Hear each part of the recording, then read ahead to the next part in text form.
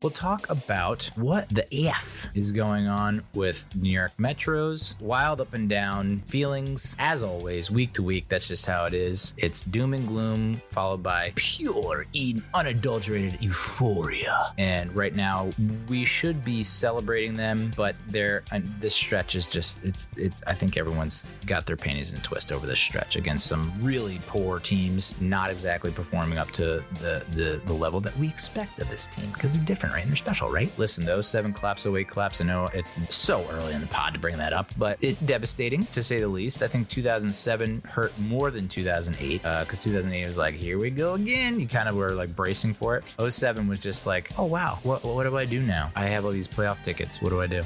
As high as I am on the Giants, I'm not as high on the Mets, and it has to do with everything I feared coming true. I should be enjoying this season. This is the best season that they've had in a very long time. I mean, like, better than 2006. I guess you would say 88 is like the last season that it felt like this good. I was 7 for, all of that season was 7. So that's the last time I've experienced a season like this, where it's like, we're so successful. And this is what it must have been like for the 87 Mets, the 89 Mets, and maybe even the 85 Mets. I mean, there were three or four Mets teams that, if they're playing in modern day baseball with modern day baseball rules with the current playoff format, they're like shoo-ins for the playoffs. Like they have like the 2 seed or the 3 seed. But back then it was like, all right, the National League East champion plays the National League West champion, and that's that for the National League Championship Series. And there were seasons where I'm pretty sure they won like over 100 games and missed the playoffs. I mean, that's, if I were an adult, I'd riot.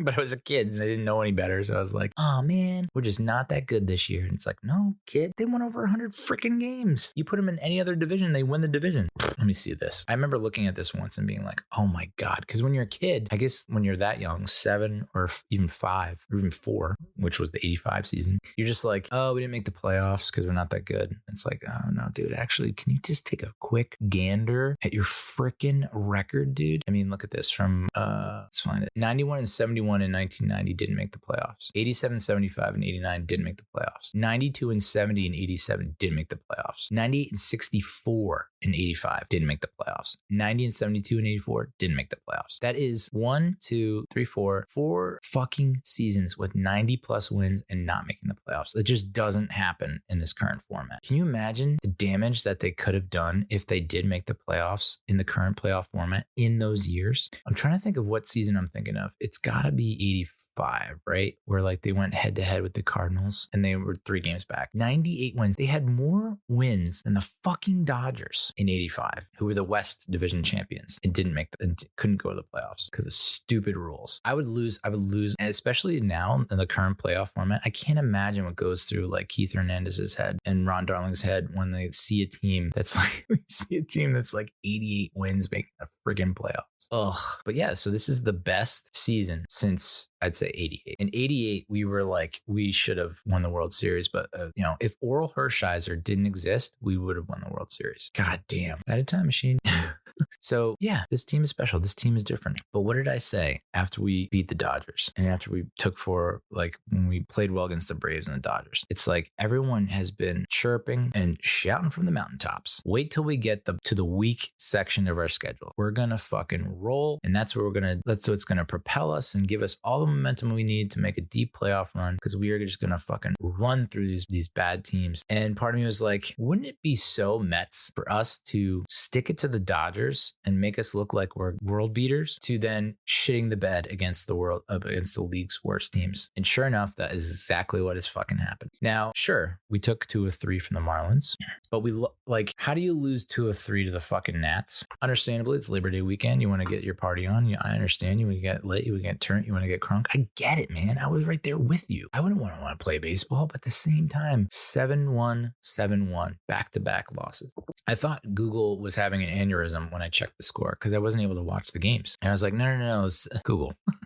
7-1 was last night's score, not tonight's. Like, Nope. No, actually, you're still a dumbass, Neal. So losing 2-3 to the Nats and then getting blown out in the opening game against the Pirates, that was definitely, I think a lot of people pushed the panic button. They come back, they beat the Pirates the next 2 games handedly, then lose to the Marlins. And it's like, fuck, we're back in this like cycle again. And then they take the next 2 in strong fashion, 11-3, 9-3. Mark Canha getting his first ever Grand Slam. Love that dude. And then you lose 5-2 to the Mets last night, and then you lose 4-1 to them tonight with DeGrom on the mound. Now, shit like this happens, right? You go through your ups and downs. Baseball has a long season, 162 games. You're bound to have a slump here and there. And this wouldn't be a freaking issue if the Braves weren't basically near perfect. Near freaking perfect. Although they have lost the last 3 in a row or something like that. It's like their first 3-game losing streak, and I don't know how long. So we're still a game and a half up. I think the Giants are playing the Braves late. But I mean, goddamn, we have 89 wins, and it still feels like we're on thin ice. And I know I shouldn't feel that way. And I have all kinds of Mets fans being like, you dumb. This isn't like the 07 Mets. This isn't like the 08 Mets. But that's a trauma that does not go away. I've had a lot of trauma in my passing my father, divorce,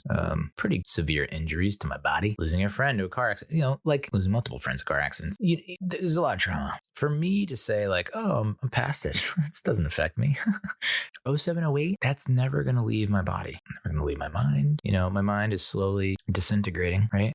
Getting worse by the second. We'll never forget the 07 and 08 collapse. And it's hard for me to not say, okay, sure, we're 10 games up. If you're talking wild card from that last spot, we're 10 plus games up. We don't have that many games left.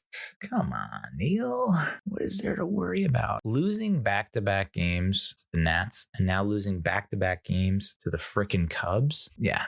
You have to worry a little bit, don't you? Especially with Scherzer having the issues with his left side, Marte being out, but then you get Guillermo back, and you're gonna get McGill back, and Drew Smith, and possibly Joey Lucchesi, the Cherv man. So it's like a constant battle. When normally in like 99 out of 100 seasons, this wouldn't be an issue. I mean, it wouldn't be an issue if you had 89 wins at this pace. Unless the West Division is just, they've been playing out of their minds for so long, and I guess the AL East has had comparable situations where it's like neck and neck. We shouldn't be worried. But it's tough when you look at the possible playoff matchups and the scenarios, and it's like, if we do fall to 3, we don't get the bye, and then we might have to play the freaking Padres, who we somehow can't figure them out. But isn't that how baseball works? Where even football too, you get dominated by a team in the regular season, and then you own them in the postseason, or you dominate a team in the regular season, and then you get your feces forced up into your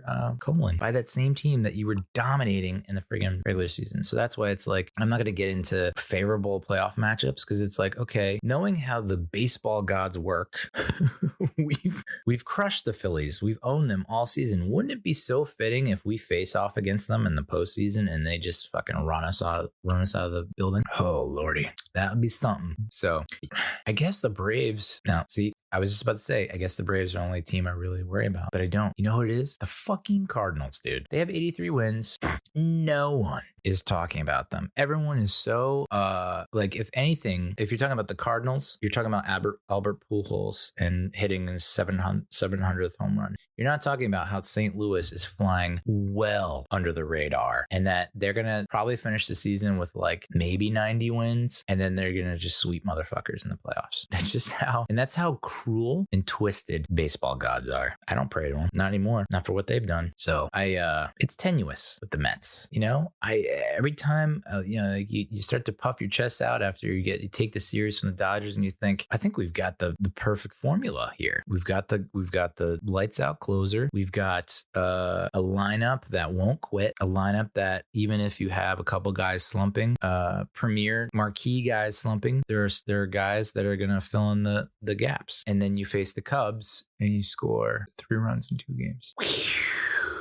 But I mean, to accurately have any kind of take or opinion on the playoffs is just beyond. It's beyond, dude. You can't. Knowing how the Cardinals can get, knowing how specifically the Cardinals can get hot. But you look at the fucking Nats in 2019. Where the hell did the Nationals come from in 2019 to take the goddamn World series, dude. I mean, we were like neck and neck with them and the Braves. I mean, we had that huge push in August in 2019 where we got hot and we made a run. And it's like there were big games against the Nats and we were taking them down in huge spots. And then they just like ran through the National League on the way to the World Series. I don't think a lot of people really expected the Braves to win the World Series. Call me crazy. So it's tough. And part of me thinks like people hate Darin Ruf. They don't want to see him on the postseason roster, but he can't get that much worse, right? Like it feels like this is the maximum amount of slump that you can be in, right? It feels like just when you want to immediately cut him off and get him off your team, that's when he's gonna like get hot and like carry us,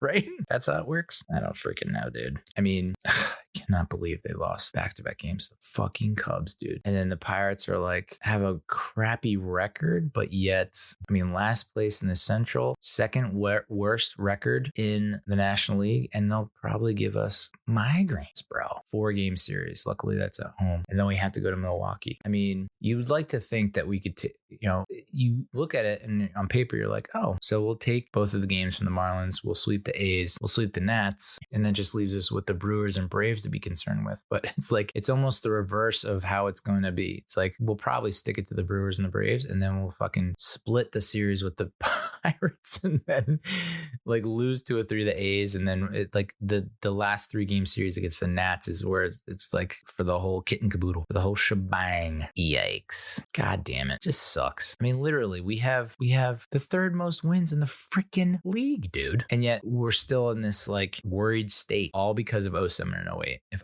07 and 08 don't happen, I don't think it's a storyline. It's just not a headline. And no, yes, we have better teams than we did in 07 and 08, but who knows how this team is gonna they seem like an even keeled bunch where it's like basically like Aaron Rodgers with the Packers. Just relax. Like, all right, back-to-back losses, pretty ugly. We're gonna show up to the ballpark tomorrow and we're gonna win. It just feels like they have the right attitude. Although Buck Showalter, I mean, he's gonna win Manager of the Year. That's for sure. But some iffy decisions lately. He's doing things that I have never seen in a baseball game before. I mean, and maybe it's because we never had the DH, but in particular, like pinch running Vogelback. Vogelback walks. He pinch runs for Vogelback with the pitcher who's currently on the mound and pitching. All because he doesn't want to waste a bench player in the event that the Mets make a further comeback and they need Gore to steal a critical base when it's like they're close. It's just like did any manager honestly think to use their shutdown closer against the heart of the lineup, the most productive section of the lineup in the 8th inning? I feel like I never fucking saw that until Buck Showalter was manager of the Mets. He's just amazing. Still, that being said, the pinch hitting, sending Darin Ruf up to pinch hit in a big situation, bases loaded, like gotta have runs. Guy's 1 for his last 36 or something like that. Woof, dude. That's a tough look. Versus sending Mark Vientos up, who pulled an 0 for 5 against the Marlins. Who do you send up there? Like untested, not battle ready Mark Vientos, who might be overwhelmed by the whole situation, or like luckless Darin Ruf, who literally has been to the store, has opened his wallet, has an amazing line of credit, and cannot purchase a hit. All right, so that's the show. I'm upset with the Mets. I'm trying not to get too down. I'm trying not to let the wounds of yesteryear affect me. It's hard though. It's hard, especially knowing how the 88 season ended. I really hope it doesn't end like that, because it just feels like we can beat any team. We've shown that we can beat the best teams. So why can't we just take care of the fucking awful teams? What is it about these teams? We're 4-6 in our last 10. The Marlins are 3-7. The Nats are 4-6 in their last 10. The Cubs are 4-6 in the last 10. Pirates like 5. Like, I don't know. It's not like we're playing these bad teams when they're getting hot. It's like they strictly get hot for us. I'm confident we're gonna make the playoffs. There are some matchups that I am not happy about, but at the same time, it's like I can't feel good about any of the postseason matchups, because that's how fucking weird the Major League Baseball postseason is. Anyway, that being said, let's go Mets. We gotta believe. You gotta believe. And right now, I am cautiously optimistic. A believer. All right, it's enough of that shit. We'll talk to you next week. Adios, muchachos.